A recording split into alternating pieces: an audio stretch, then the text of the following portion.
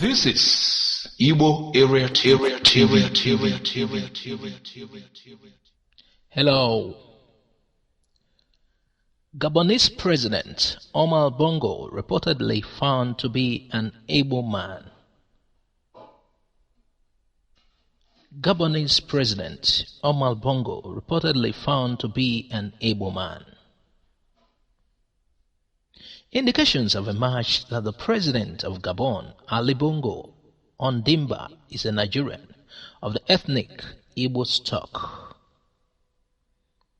It is said that he was adopted during the Biafran War by his father Omar Bongo, who handed over to him as president.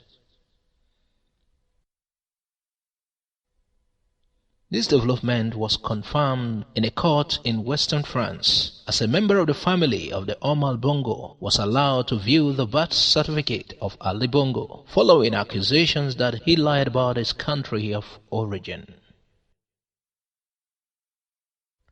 The Gabonese constitution demands that one must be born Gabonese to serve as the head of state.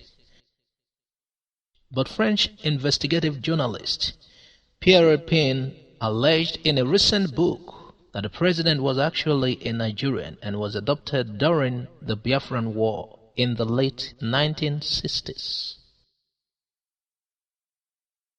The court in Nantes allowed 25-year-old Onaida Maisha Bongo Ondimba, a daughter of former President Omar Bongo, to view the documents in full, which her lawyer Eric Mautet hailed the decision as enormous, though diplomatically complex. Ali Bongo is the only one of ex-President Omar Bongo's 54 declared heirs not to have produced the identification documents.